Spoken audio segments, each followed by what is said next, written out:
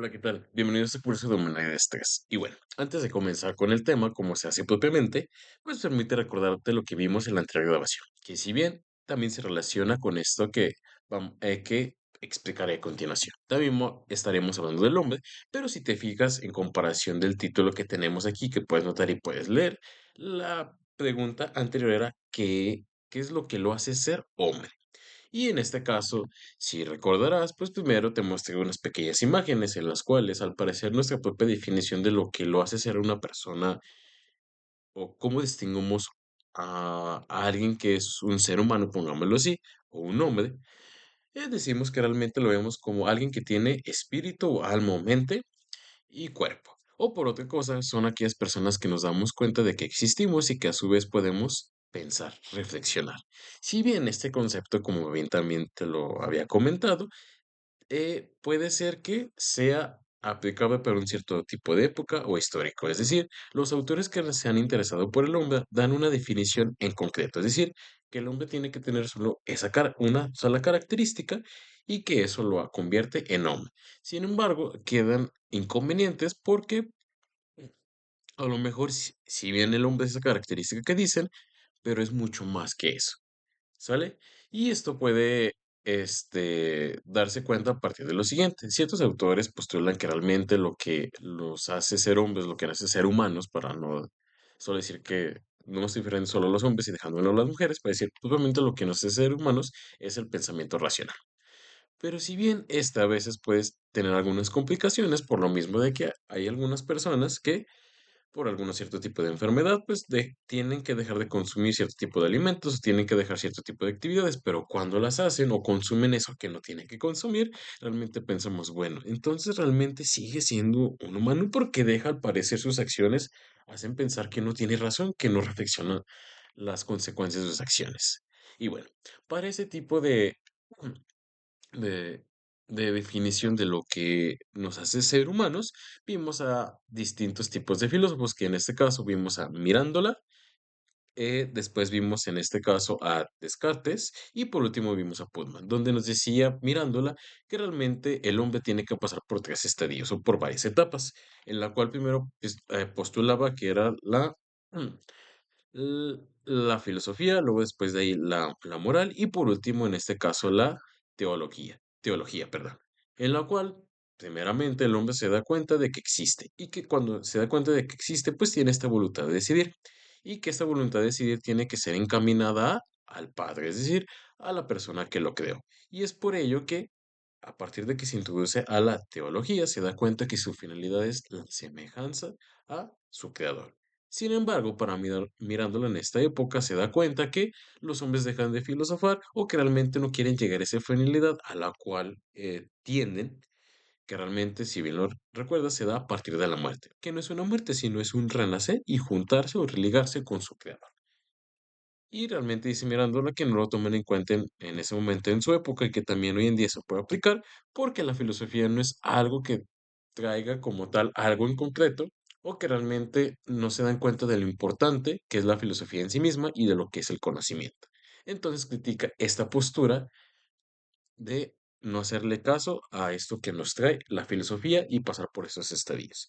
Por ende, también René Descartes nos dice que realmente el ser humano es un yo, es decir, un pensamiento es algo que existe. Si bien de primera mano Descartes no se da cuenta de lo que es decir, no sabe de antemano si tiene un cuerpo, si realmente tienes dedos, tiene pies o tiene algo físico como tal, o si el mundo exterior existe porque dice que a lo mejor puede ser que esta creación haya sido por un genio maligno o un dios malvado. No obstante, para justificar que realmente existimos, que tenemos un cuerpo y que la realidad como tal existe, nos dice que tenemos algo muy interesante, un concepto de perfección. Pero dice que realmente si nosotros somos imperfectos, ¿de dónde proviene este concepto? Ah, entonces tiene que haber alguien que realmente sea perfecto y sea ese modelo y por ende haya creado ese concepto y esta definición. ¿Y quién viene siendo? Pues Dios. Entonces, si realmente este concepto de perfección. Lo hace Dios, por ende no puede ser malo, y si no es malo es completamente bueno, y realmente no nos puede mentir de lo que nosotros somos y de lo que nosotros vemos. Por ende, realmente el mundo existe y realmente nosotros existimos no solo en el pensamiento, no somos solo mente, sino que realmente tenemos un cuerpo. Y por ende también Descartes llega a la conclusión de que nosotros somos mente, somos cuerpo y aún es como se decía al dualismo. Es decir, el hombre se compone de algo pensante, mente, razón, espíritu, alma, como le quieras llamar. Y por otra parte tenemos un cuerpo, ¿sale?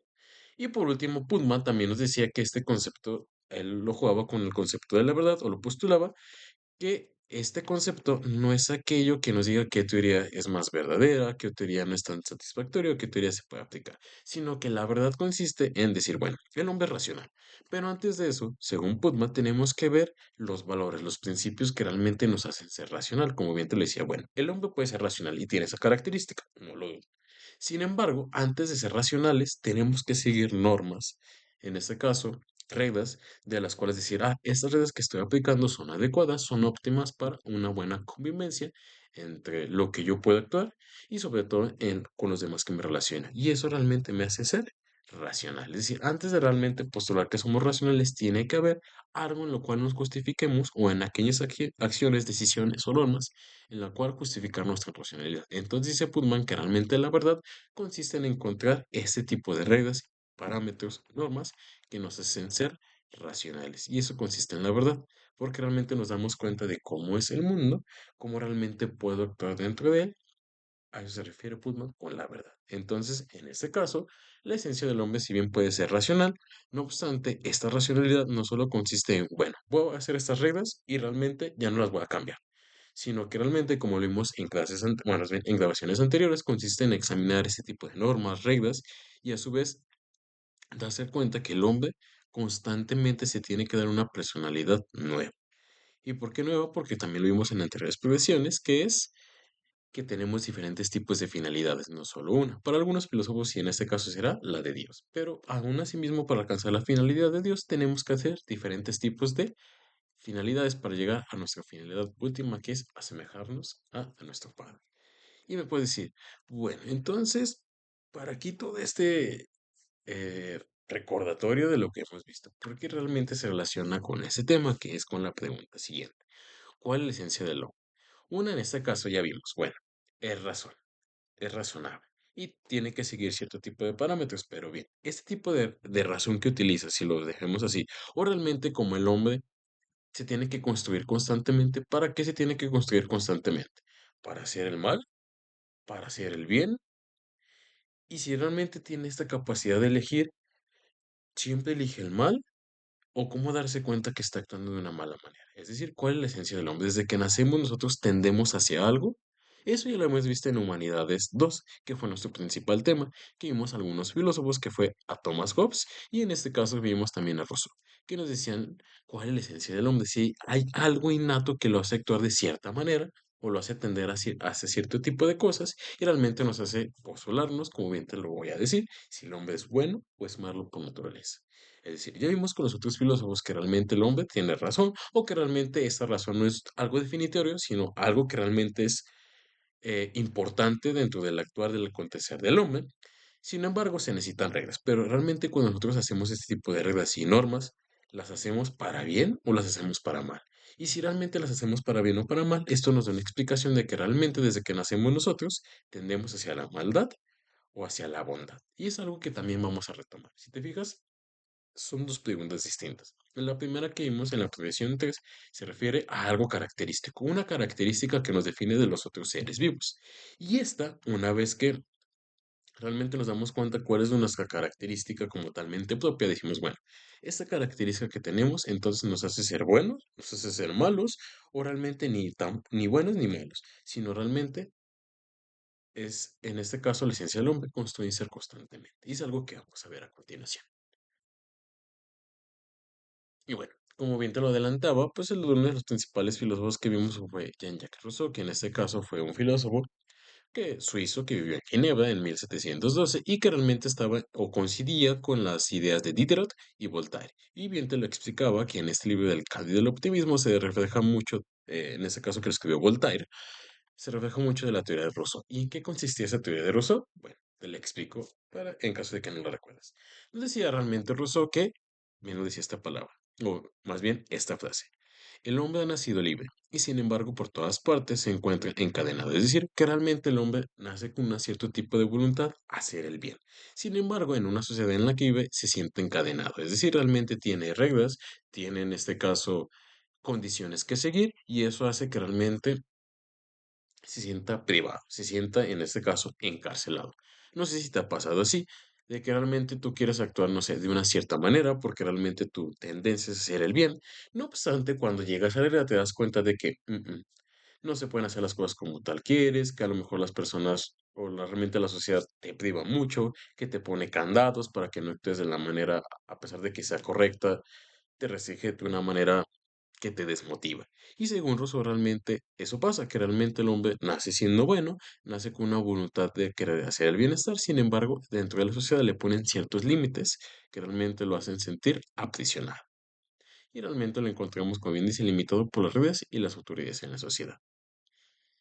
Y entonces, en este caso, te estarás pensando, puedes concluir, entonces realmente no tiene que haber reglas y si no tiene que haber reglas, entonces cualquier persona puede hacer lo que ella quiera porque como bien dice Rousseau, las personas tienen a la libertad y dice Rousseau, no, no quiero decir eso propiamente, sino a lo que quiero decir es que, bueno, las personas nacemos siendo buenas, pero puede pasar que realmente, a lo mejor, como las personas tienen libertad, eso les puede dar pie a poner o imperar que realmente lo que ellos piensan es más importante que lo otro. Y entonces Rousseau realmente dice que a partir de su obra, que es el contrato social, dice que presenta ideas políticas en las cuales dice, bueno, no es que realmente no se tenga que establecer reglas, sino que realmente lo que tenemos que hacer es hacer un contrato social, en el cual todas las personas involucradas que vamos en una sociedad decidir cómo nos tenemos que gobernar. Pero si bien estas reglas no tienen que ser opresoras o que realmente solo las decían unas cuantas personas, sino que realmente todos tenemos que aportar en ellas para que nadie se sienta excluido, para que cada uno pueda gozar de sus libertades, siempre y cuando no dañemos a los otros. Y es por eso que realmente, como bien lo dice, se da a partir de un contrato de que las personas van a vivir juntas en una sociedad. Contrato porque realmente todas están de acuerdo en ese tipo de normas y reglas que van a postular en esa sociedad. Y esto da pie a que realmente, bueno, nos dice Rousseau que realmente las personas son buenas, que realmente nacen con este instinto de bondad y lo que único que falta es postular reglas y conjuntarnos todos para hacer un contrato en el que todos podamos convivir felices y contentos. Entonces, lo único que falta, según Rousseau, es repensar o reformular este tipo de reglas porque realmente el hombre tiende hacia la buena voluntad. No obstante, para Thomas Hobbes dice que es todo lo contrario y si bien introdujo sus ideas de esto en el Leviatán que en este caso siguen influyendo hoy en día, al igual que Rousseau, conceptos muy importantes. Y bueno, ¿en qué se basaba él? Según en este caso Hobbes, al igual que Rousseau, planteaba que había una naturaleza humana, es decir, que el hombre desde que nace tiene una cierta esencia a realizar cierto tipo de acciones. ¿Cuál es cierto tipo de acciones? Según para Rousseau, en este caso, nuestra naturaleza es ser desconfiados y competitivos. Y a lo mejor te ha pasado cuando vas por la calle, cuando estás haciendo tu trabajo, siempre eres muy competitivo, es decir, realmente realizar las cosas mejor que tus compañeros. Y desconfiado porque realmente cuando le cuentas a alguien sobre algún aspecto de tu vida laboral, dices, a lo mejor esta persona le estará contando al jefe y por ende me van a correr a mí o por ende me van a dar mucho más trabajo y él, en este caso, no va a hacer tanto y como yo veo más del trabajo, me van a sobrecargar. Es decir, realmente las personas, según Rousseau, las ve como competitivas y desconfiadas. Y esto lo lleva a generar una competencia, pero no una competencia sana, sino una competencia de enemistad. Es decir, realmente yo puedo hacer mejor las cosas, y si yo puedo hacer mejor las cosas, por ende yo valgo más, y por ende yo voy a tratar de que ponerte siempre el pie para que no sobresalgas, porque yo soy el único que importa, y yo soy el único que realmente soy el adecuado para realizar un cierto tipo de actividad. Entonces esto ocasiona que vivimos en constante guerra y que realmente nos solo veamos por nuestros intereses y constantemente esto nos lleva a no confiar en nadie. Y es como bien lo dice, no existe la propiedad, solo lo que uno puede mantener que queda es confianza y miedo. Ojo también a lo que dice Rousseau. Digo Rousseau, dice Hobbes. Al momento de que realmente las personas solo ven por su propio interés, o por sus propios principios e ideas, esto llega a pasar de que lo que yo puedo, mis pertenencias, realmente otro las puede desear y me las pueda quitar a la mala, porque realmente él piensa que se las merece y yo no me las merezco. Entonces eso creo que tampoco las personas pueden tener algo suyo. ¿Y cómo hacer realmente que las personas no se maten unos a otros, que realmente se respeten mm, los intereses a pesar de que no concuerdo con él? Bueno, antes de comenzar con eso, también déjame recordarte que en este caso también decía Rousseau una frase en latín que era Homo homini lupus, que significa el lobo es el lobo el hombre es el lobo del hombre, es decir, el enemigo de otro hombre es el propio hombre. Y bueno, ya me regresé, no, pensé que decía puesto la diapositiva, pero bueno. Según Rousseau, en este caso, para acabar con lo que te venía diciendo, decía que parece que hacer un contrato en el cual realmente o más bien un contrato en el cual una persona que no sea dentro de la sociedad la elijamos y que realmente ella sea la encargada de elegir las reglas que nos van a gobernar. Porque esa persona va a ser la encargada y no van a ser todos como bien decía Rousseau, porque como bien dice Hobbes, las personas somos desconfiadas y somos egoístas.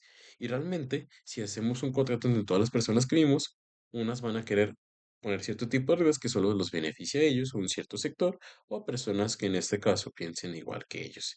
Y es por eso que realmente la toma de decisión tiene que hacerla alguien exterior a la sociedad o realmente alguien que escoge la sociedad y que realmente sea el capaz de elegir, según Hobbes.